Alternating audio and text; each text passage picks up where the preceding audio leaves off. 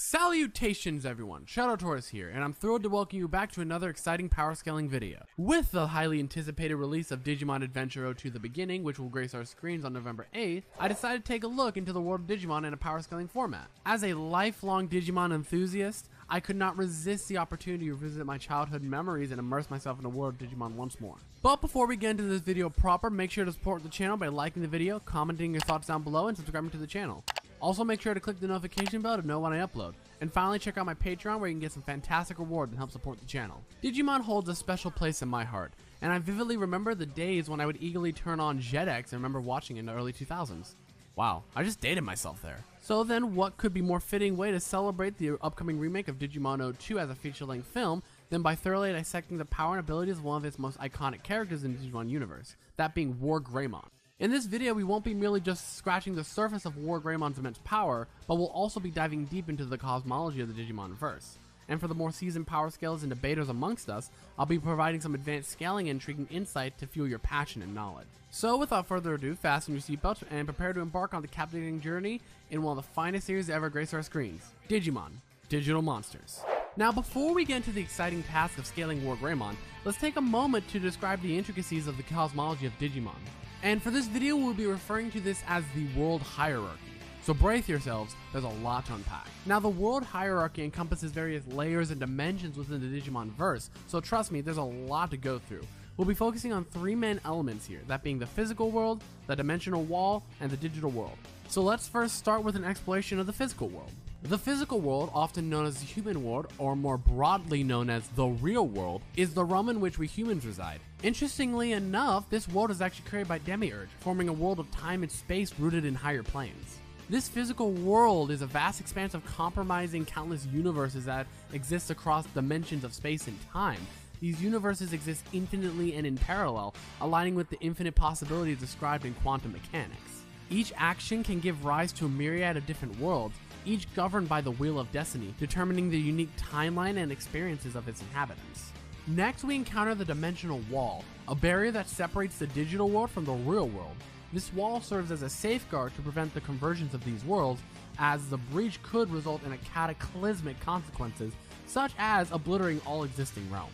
In certain iterations of the franchise, the dimensional wall is equated to the network which humans operate on, basically computer networks. In context, it serves as a conduction for information in the exchange of the digital world and the real world.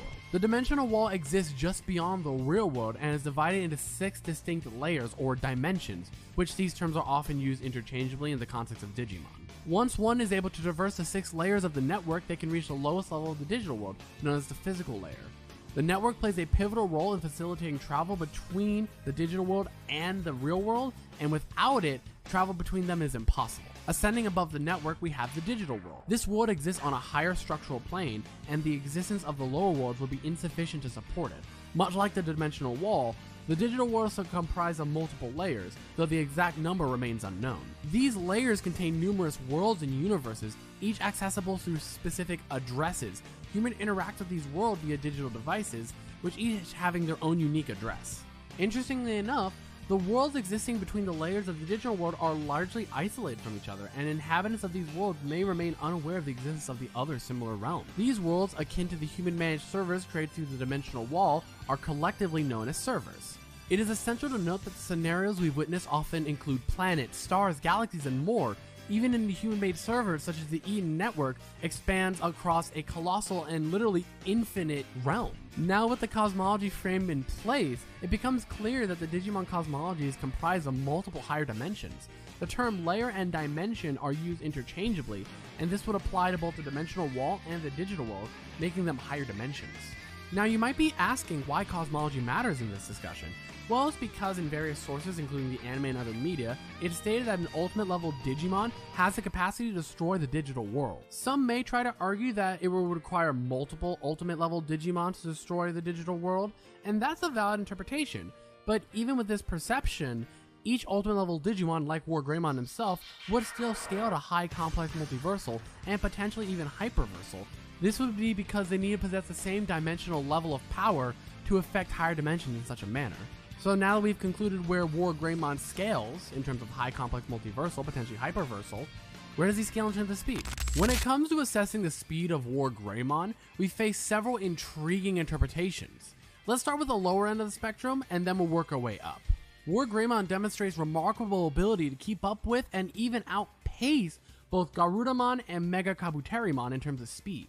What makes this so significant is that these two Digimon have showcased the ability to evade Vademon's formidable Energy Blast. A defined calc will be in the description below. However, the calculation puts them confidently within the MFTL Plus category, which would apply to Wargreymon, and this is undeniably impressive, especially in the world of Digimon. Yet there is also another dimension of speed that we should consider. This one is both valid but also potentially contentious depending on your perspective. I'm referring to Wargreymon's immeasurable speed scaling. For those not well versed in the concept, immeasurable speed denotes the ability to move with such extraordinary pace that one transcends the limitations of linear time. In a way, this actually breaks the traditional speed formula, similar to individuals with inaccessible speed, as they operate beyond the constraints of time itself, effectively able to travel through time with speed alone.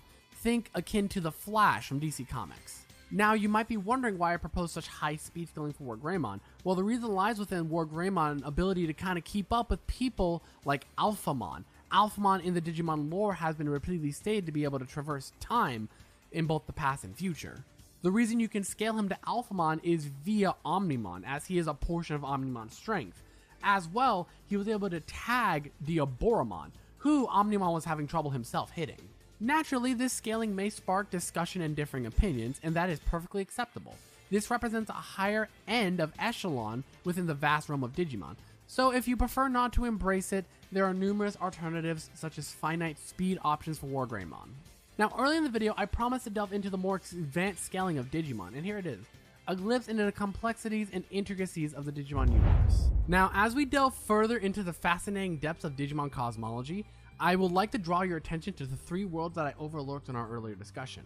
These being the domain of the four holy beasts, the realm of the gods, and the world of the eaters. Let's first take a look at the domain of the four holy beasts. This particular realm was brought into existence by the assembly of exceptionally powerful Digimon known as the four holy beasts. Their primary mission was to maintain the equilibrium within the digital world and prevent it from succumbing to the forces of darkness.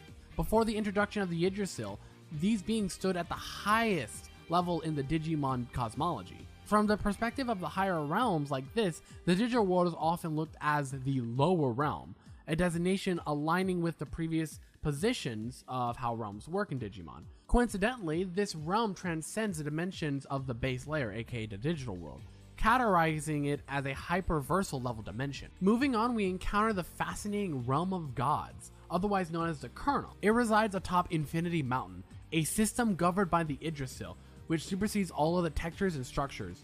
The Yggdrasil, the creator of the digital world, governs the unlimited dimensional topology, demarcating it from the total void. The Yggdrasil's influence exceeds all aspects of the digital world, causing a fundamental transformation, resulting in the new digital world and novel terminal. This classifies the realm of the gods as a high hyperversal dimensional structure, encompassing an unlimited magnitude of dimension, an extraordinary feat on its own right. Now we venture into the world of the Eaters. Eaters are digital life forms distinct from Digimon, as they accompany a stratum that is far more elevated than any of the previous realms we've discussed. This realm exists beyond the digital world, a domain that defies access from it.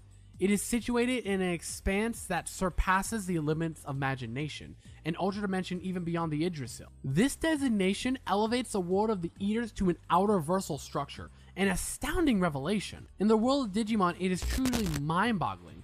Furthermore, from our knowledge of Cyber Sleuth, it is shown that at least ultimate level Digimon and higher are capable of confronting and fighting Eaters. Coincidentally, using this scale, it is entirely possible to scale ultimate level Digimon to outer versal levels. This is just mind-boggling when you really think about it.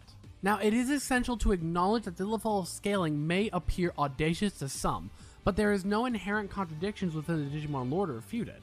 It represents a legitimate and interesting argument. However, personal beliefs and interpretations may vary. If you prefer not to adopt this perception, that is entirely your prerogative. My aim is to introduce this line of scaling to the broader power scaling community, as enthralling the facets of the Digimon lore and adding depth to its scaling complexity is what this channel is about.